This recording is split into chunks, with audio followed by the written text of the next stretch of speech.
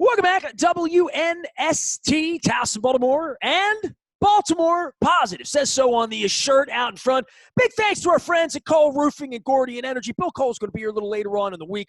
All of our local sponsors join us. I put an ad up in the rotation. If you are a local business owner and you love what we do, you want to be a part of the conversation, talk about your business, our country, good time to do that. Just drop me a line, Ness at BaltimorePositive.com. Luke is here. It is a playoffs. It's Festivus. Dude, I got like 12 strands of those purple lights. We've had no good luck with them. So I don't know whether to put them up or not. I'm like, I want to kind of sort of. And I think about the good Januaries and the bad Januaries. The good Januaries usually happen when we're on the road, backs against the wall, playing pretty well, healthy, all of that. So I think I may go with a playoff beard, although my beard is weird and my stash is trash. You know this. But at least I've got to start for a Tennessee beard here this week. And I'm not going to Tennessee this week. First off, Tennessee's a hot spot for COVID. I did hold the flight to Kansas City for next weekend. Barbecue's involved. I don't know what else to say, Luke. You know what I'm talking about, you know? I can understand that. No question about it. If you're going to make a trip in the midst of a pandemic, it's for Kansas City barbecue, right? Well, I'm not going honky-tonkin' in Nashville. You know what I mean? Like sure. And the game's at 1 o'clock on Sunday. And these games, we talked about this last week, during the holidays, before the holidays. It's not a lot of fun when there's nobody there. I look at it like this. I don't want to be there on Sunday if they're going to lose. And if they're going to win, I'll meet them in Kansas City or Buffalo. I guess it can't be Pittsburgh at this point. But I will go next week. I think that's the pathway I'm on. And I also thought, well, I can save the points and use it for Tampa if it goes to Tampa. You know what I mean? Like, I'm literally thinking that way. I'm thinking, like, they'll probably be in Kansas City next week if they win. Probably, kind of, sort of, maybe. I mean, right? And, if that happens, I'm trying to plan this out because I've already had friends say, you're not doing Radio Row, right? And I'm like, there is no Radio Row, and I'm not even thinking about that, you and I. But now that we're into the playoffs, all the weirdness of how awesome these trips have been in the past and how incredible the parties have been and this carpet ride you go on, I'm willing to buy in that they're going to play a little football here in January. I don't know they're going to beat Kansas City and Buffalo back-to-back on the road, but you would have told me that they would have had a hard time beating Peyton Manning and Tom Brady on the road back-to-back weeks 7 years ago, right? And I would have told you a month ago they're going to have a hard time just getting in the playoffs when half the team's on the reserve COVID list. So, I mean, it really just speaks to how crazy this game is anyway. But then when you throw it into the midst of just such a completely unforeseen, unpredictable, unfathomable 2020, you kind of get to the point where it's like everything else in our lives at this stage. You kind of just go with it and you make the best of it. And yeah, it stinks that, even going to Nashville and knowing what kind of classics the Ravens have played there, I think they're going to have 12 or 13,000 people. At least that's what they had for their last regular season home game. That's barely going to make a dent in terms of an atmosphere. I mean, it's some atmosphere, but it's not 65,000 or whatever that stadium whatever name it has now. I always think of it as Adelphia Coliseum, whatever it is now, but and whatever the capacity is, it's not the same, and it's not the same here around town in terms of being able to gather. But you make the best of it, and I said this to you very early on when we were talking about the start of baseball season in late July. I kind of viewed it as, sports are weird this year. It's kind of that bonus year, so to speak, I guess, because 6, 7, 8 months ago, we didn't know if there was going to be any sports this season. So we've talked about it, the league, albeit not perfectly, and no one should have expected perfection, but they pull off a regular season that was, for the most part, credible. Albeit some exceptions. The Ravens. I like that you used that word credible because, I used Eddie Feigner many, many times. Yeah. And, jumping the shark is what I said. Sure. That if everybody was flopping around looking like the Philadelphia Eagles did on Sunday night, they wouldn't have much of a league by week 17. So the fact that the Eagles did throw a game in front of the whole world and in front of Al Michaels and Chris Collinsworth, who didn't even know what to say and were afraid they were going to lose their jobs if they called it what it was, that, I was worried that it was going to be that because there were baseball teams this year that didn't try at all. And Well, that's not just been that wasn't just a 2020 thing. That's been that's ongoing. been But all century long. yeah, Correct. Yes. yeah. So, and look, what the Eagles did, teams have done stuff like that before, but they were just so in the midst of the competition doing it rather than saying at the beginning of the week, oh yeah, we're going to go with our backup quarterback. I mean, we've seen that scenario play out so many times. And don't tell me teams haven't done things to try to lose within the structure of leading into the game. But when it happens in the midst of the game and it's Sunday night football, yeah, it looks bad. At the same time, I also saw the New York Giants go 6-10 this year, and Evan Engram dropped a pass that would have sealed a Thursday night win in Philadelphia earlier this year. So I don't have a whole lot of sympathy for the Giants, but yeah, it's a bad look. But to bring it back to the point, is that for the most part, with some exceptions, and clearly the Ravens were part of that at one point, it's been a season that's felt like football. It had, not normal, but the competition itself, the games themselves, the players themselves, it's felt pretty normal overall. I mean, you miss 71,000 people in the stadium. There's no question about that. You miss other elements, and certainly, I mean, the Saints dealt with not having a backfield on Sunday, as they're playing for playoff positioning. So, I mean, so you had these examples, but you never got to a point where it felt like it was the XFL, right? Never got to the point where you felt like you were watching a CFL caliber product. And I say that with no disrespect to the Canadian Football League. Much love for the Stallions back in the day, but it with a few exceptions, a few games here and there, it very much felt like NFL football all season. And what more can you ask for when you consider the circumstances? And now you get into the playoffs, and you're talking about a 14-team field. So, you have fewer players, fewer coaches involved. You're hoping there are not too many problems. I'm not going to sit here and predict a COVID infection free postseason. I think that would be naive to expect that, but you're hoping, especially for teams who have everything invested in this at this point, that guys are more vigilant than they even were in the regular season. I mean, look, if Derrick Henry comes down with still. a cough on Friday, it's not going to break my heart. You know what I'm saying? But sure. Yeah, I mean, there's always the competitive element. As much as we all, and look, in all they seriousness, already had it. Their whole team already had it. Right, exactly. I mean, that's, I've had people say that to me about Lamar. I'm just like, well, I'm not sure Lamar would have, wanted to have it at the time he did. But it does speak to that we're still talking about the competitive element through all this and understanding the serious real life aspect to this and not diminishing that.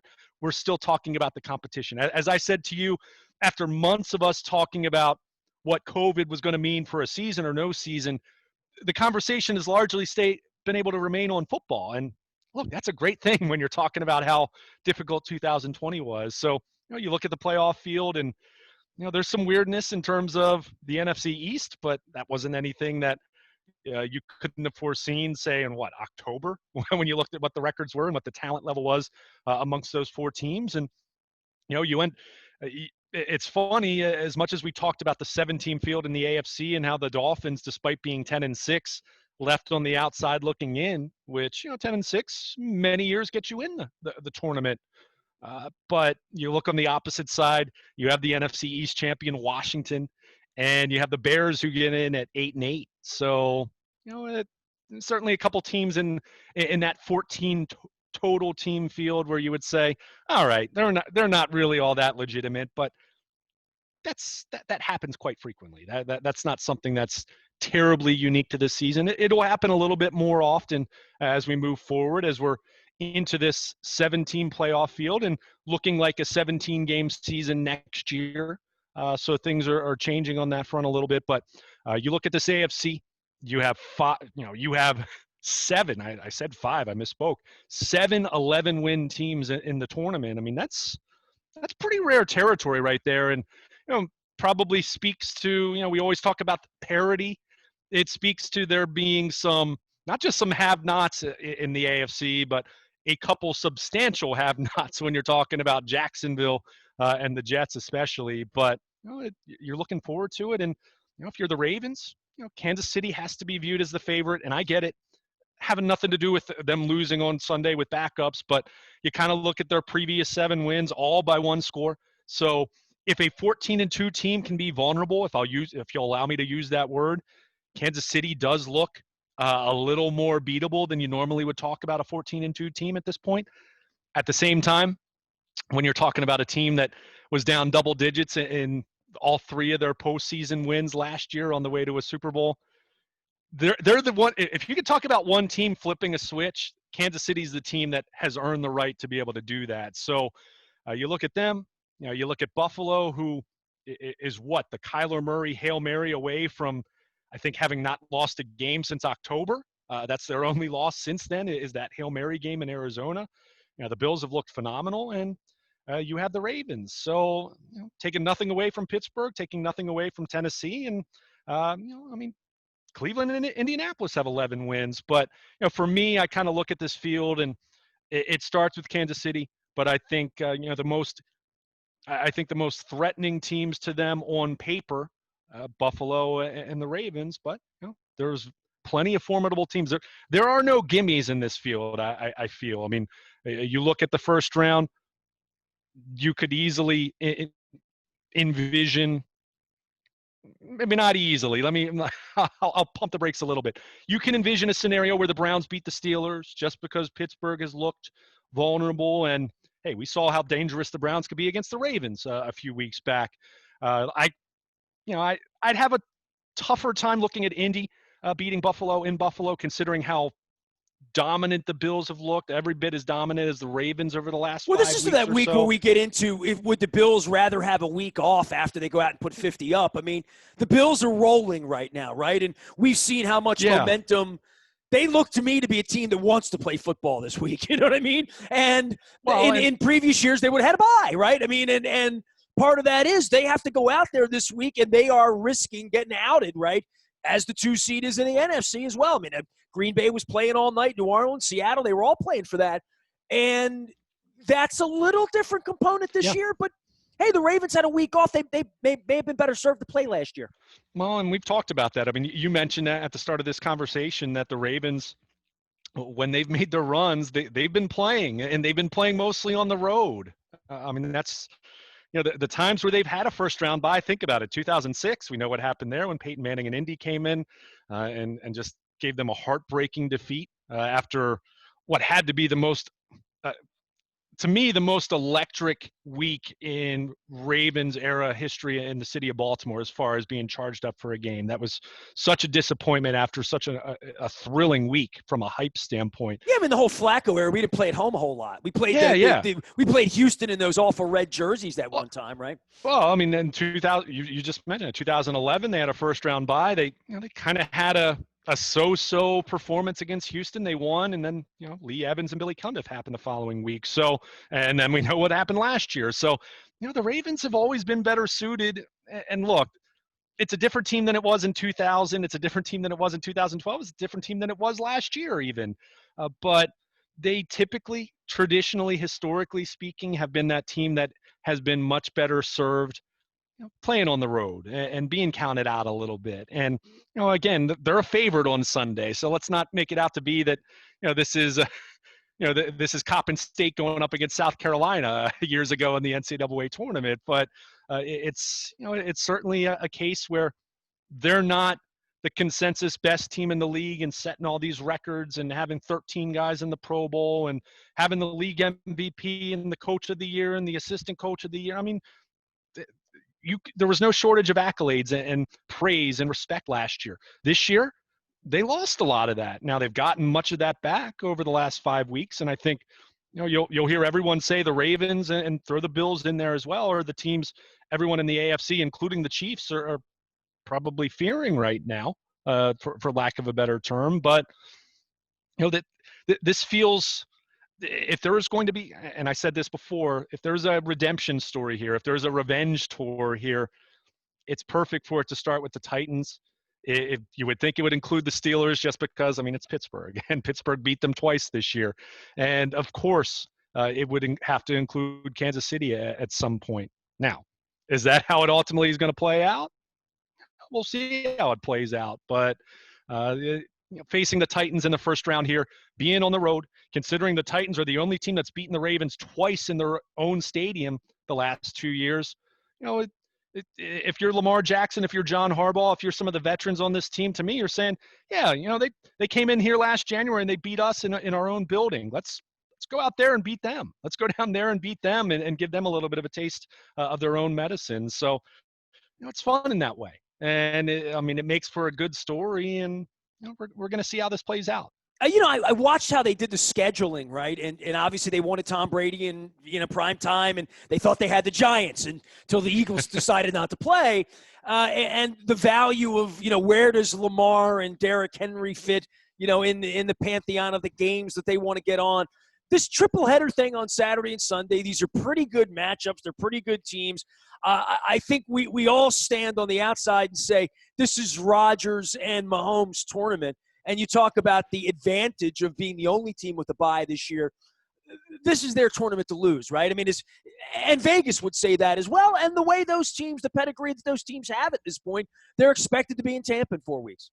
Yeah, I think – you're talking about the defending Super Bowl champion and the team that has who I think is going to be the MVP. I think Aaron Rodgers, taking nothing away from Patrick Mahomes, taking nothing away from Josh Allen, who had a phenomenal season and became a much better quarterback than I thought he was a year ago. Kind of having that Lamar Jackson type leap where you say, okay, good quarterback, and then you look at him a year later and you say, my goodness, look what this guy's done. But, it's Kansas City and Green Bay at this point. They're the number one seeds. And, it is interesting to kind of see how the Chiefs took it with, kind of resting starters. And I always say that it's easy to talk about the hypothetical of being rusty and coming out flat and needing to flip the switch, as opposed to playing your most important player and your most important players in a meaningless game, and then they get hurt.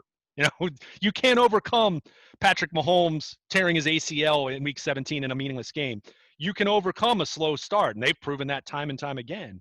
So, but you do look at those two teams, and it's not to write anyone else off. As I already said, I think Buffalo is extremely dangerous. I think the Ravens are dangerous.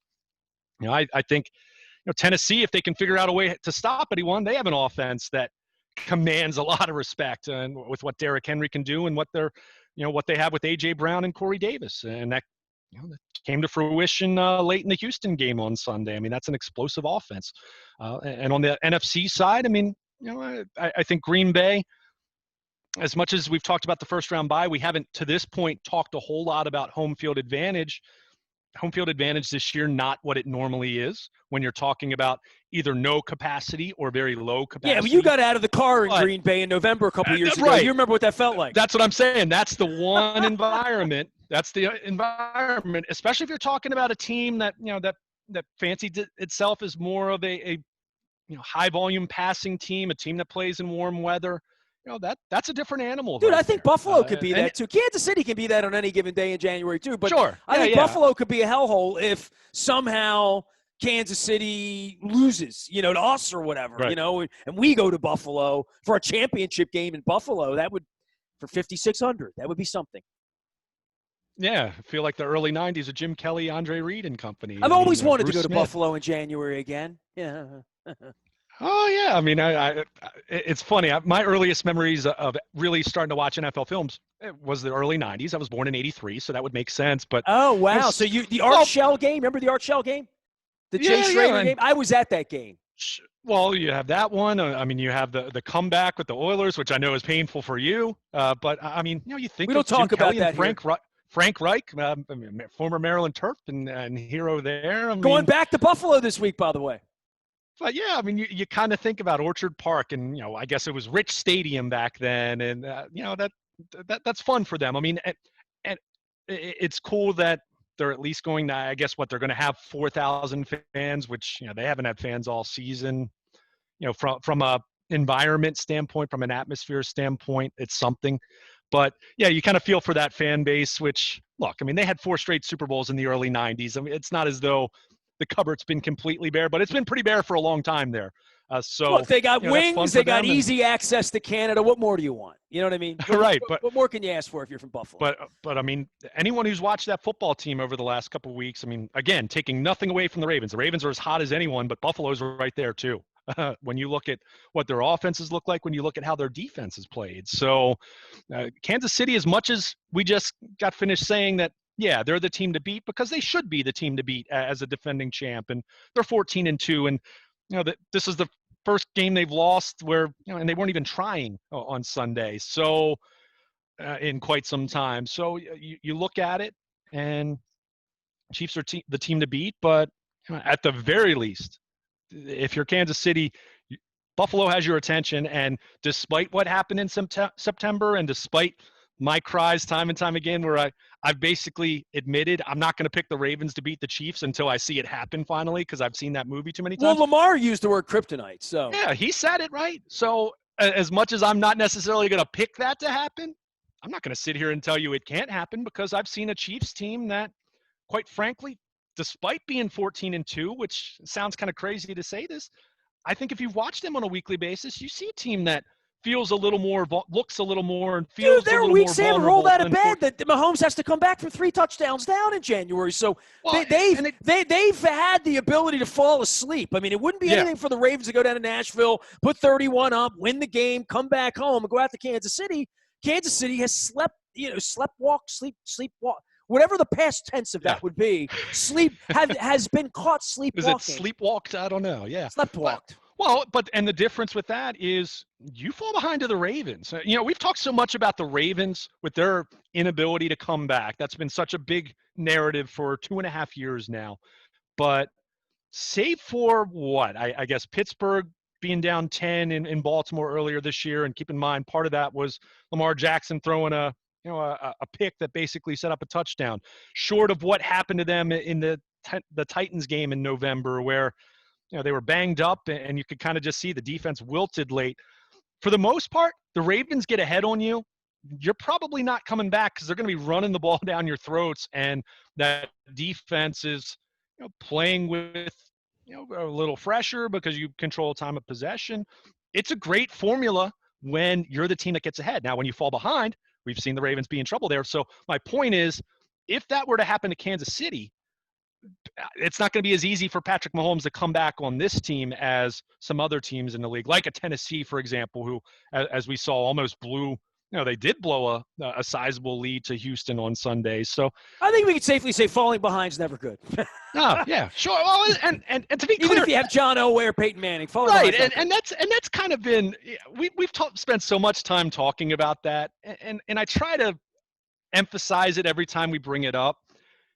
The formula is not for any team to fall behind by 2 or 3 touchdowns. I mean, that when you're looking at win probability, even no one has a good plan for that. Right. I mean, it's not as though Patrick Mahomes and Andy Reid and Eric Bieniemy are sitting there in the meeting room every week and saying, you know what, boys, we're going to throw this at them. We're going to fall behind by 13 points, and we got them right where we want them. Well, the 96 Ravens tried that.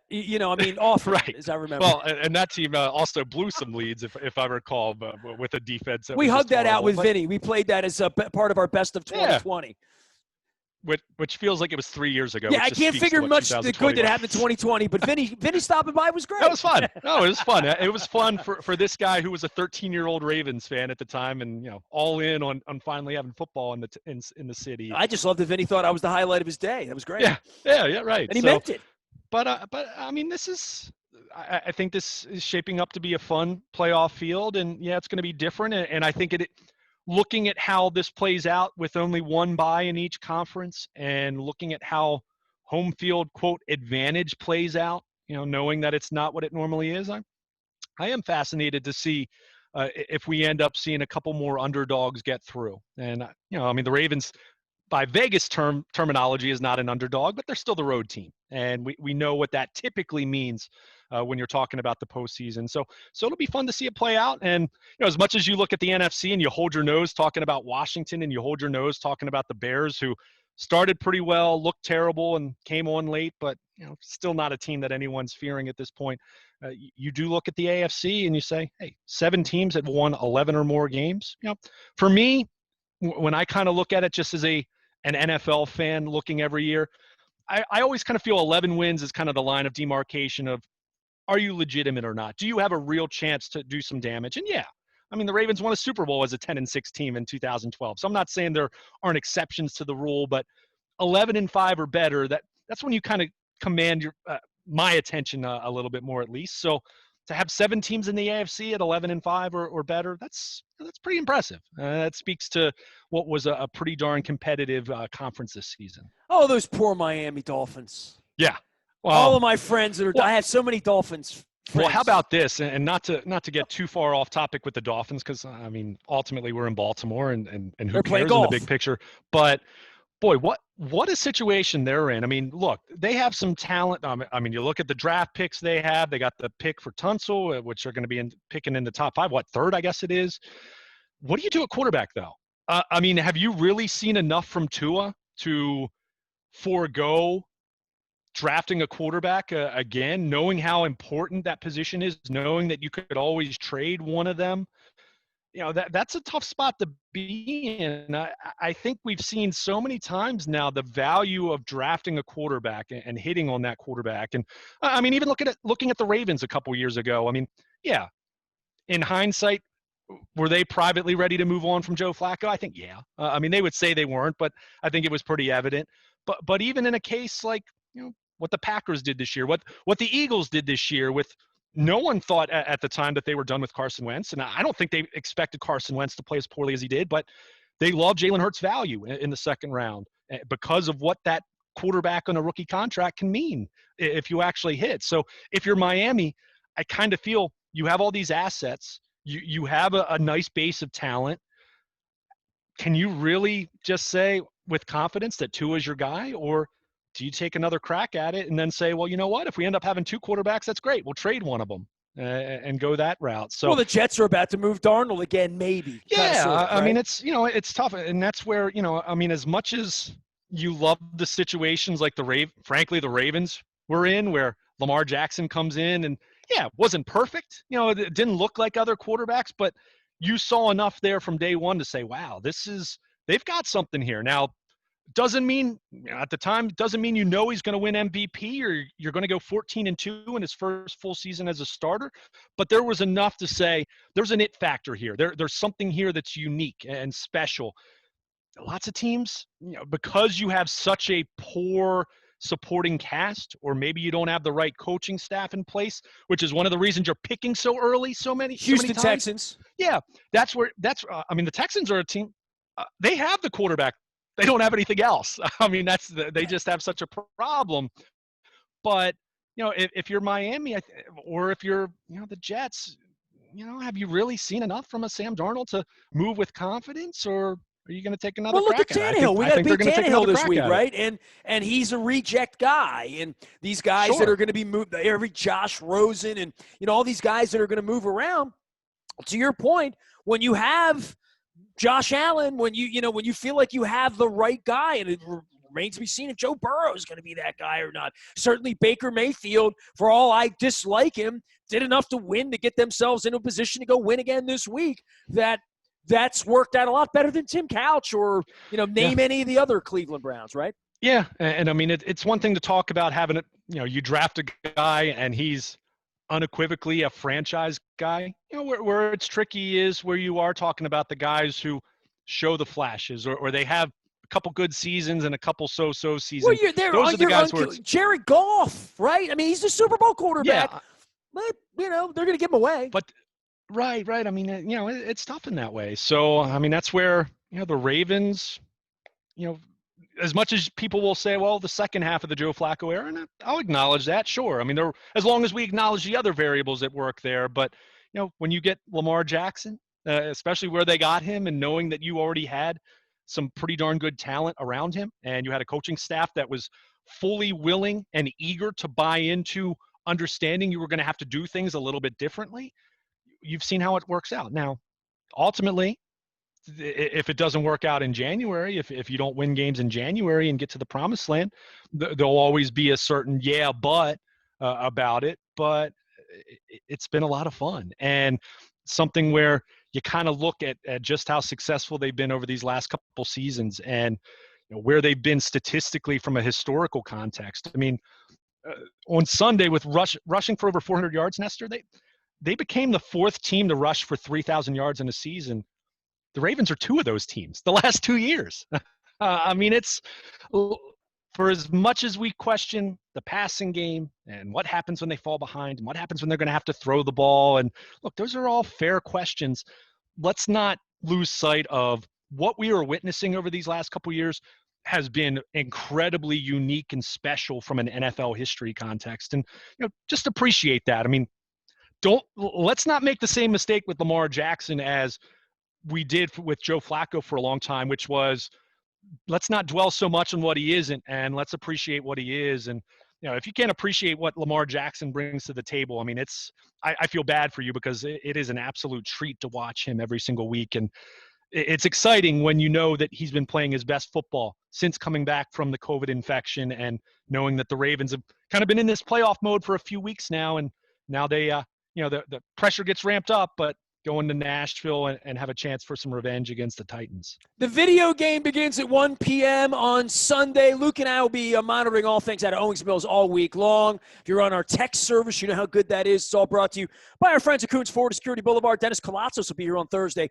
from 3 until 5 for Festivus Talk. Bruce Posner here on Monday morning after the game as well from 8 until 9 and again at lunchtime. We've got a lot of things going on, a lot of great sponsors around here. We're into 2021 fully moved on now to our new brand. You can find everything we do out at BaltimorePositive.com. On behalf of Luke Jones, you can be found at Baltimore Luke out on Facebook and Twitter and LinkedIn. And, of course, you can find me, Ness, at BaltimorePositive.com. We are WNST.net, AM 1570, Towson, Baltimore. It's time for Festivus. We are BaltimorePositive.com.